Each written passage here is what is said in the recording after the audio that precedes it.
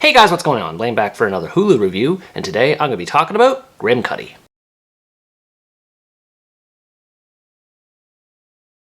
Grimcutty is an American horror movie that tells the story of Asha, a suburban teen girl who is obsessed with technology, much to her parents' chagrin. One day, she and many others in her community learn of a meme circulating the internet where a monster named Grimcutty is supposedly hunting children. As the meme begins to gain traction, increasing numbers of violent incidents begin to occur throughout the neighborhood, and Asha finds herself a victim of one of these attacks at the hands of Grimcutty. Following this, she tries to uncover the mystery behind it while navigating her parents' hysteria and surviving the monster at the same time. I was initially excited to see this movie, as it's not every day a creature feature comes out, but my excitement died pretty quickly once it got going. There is a fair amount of ambition behind it as far as its monster and themes go, but the dull characters and lacking tension make this one of the more boring horror flicks to come out this year. The main character Asha, to put it bluntly, just isn't interesting. She's little more than a regular teenager with a supposed addiction to technology, which comes in the form of using her phone a couple times and having an ASMR YouTube channel.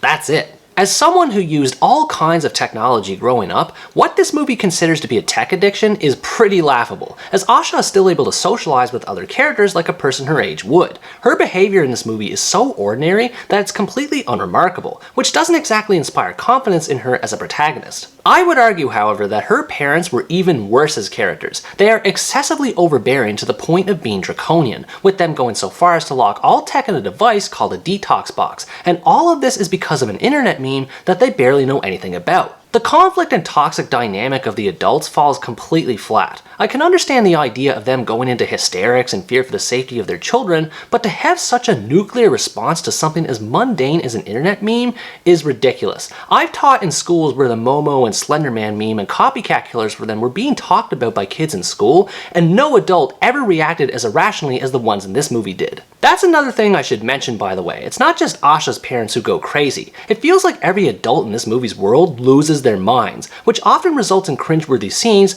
like the one with a motivational speaker at a high school assembly. That scene was so bad I was actually embarrassed for the actors having to perform in it. To an extent, I can see where the filmmakers were going with the kids versus adults dynamic, and that overparenting can have a negative effect on children despite good intentions, but it just lays it on so thick with its demonization of technology and is so binary between both side stances that it was almost impossible to take seriously. At times, the movie can even be hypocritical with its messages. Even though Asha's parents criticize her tech usage, they have no problem using apps in their spare time, and despite supposedly being on phone breaks, they use their cell phones all the damn time. They use technology just as much as Asha does, just in different ways. It's annoying how the movie is willing to give the benefit of the doubt in this regard to the adults, but not the kids. There's no doubt that technology and social media have a big impact on kids, and I actually like the idea of connecting this concept to a killer meme, but in this case it just doesn't work. Speaking of which, it's time to talk about the villain Grimcutty. As expected, its scenes end up being the best in the entire movie, because they're just about the only time when something interesting is happening on screen. I do like the overall visual design of the monster. Its big red eyes, flaky black hair, and lanky yet imposing physique make it a perfect threat that something like a child's mind could easily conjure up, and the way it slowly makes its move on its victims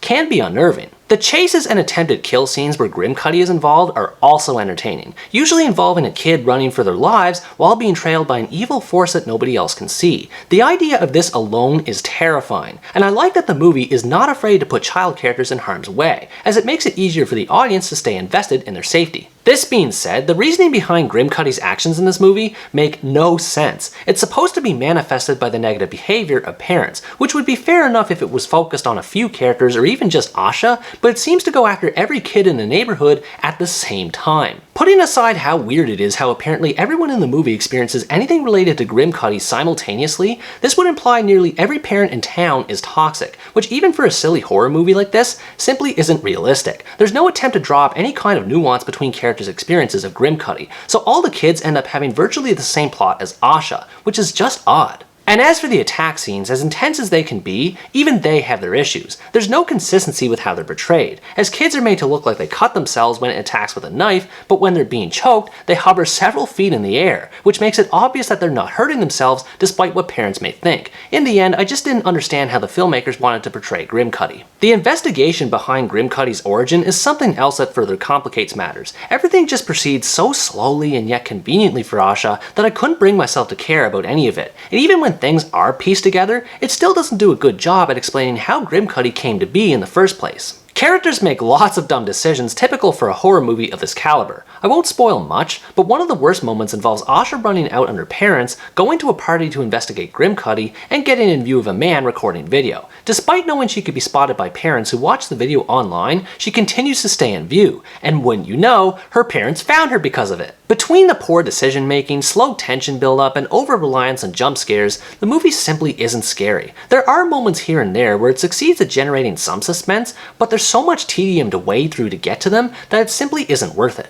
Overall, Grimcutty is a subpar horror flick that does the bare minimum at capturing the essence of being a creature feature. If you like horror movies and have been itching to see one with a monster as the villain, you might appreciate the unique concept of it, but for me this was an easy pass. The concept is interesting and it does a few novel things with it, but its execution is largely wasted by poorly written characters and a boring nonsensical story. It may seem like low-hanging fruit to dab on a horror movie centering around an internet meme, but it really was that difficult to try and find something to enjoy in this. What did you think about this movie? Were you intrigued by its central concept, or were you also disappointed by it? Let me know in the comments below. Anyways guys, that's going to wrap up my review of Grimcutty. Thanks for watching this video, I hope you enjoyed it, and as always stay tuned for the next part, where next time I review the Brazilian romantic comedy, Someone Borrowed.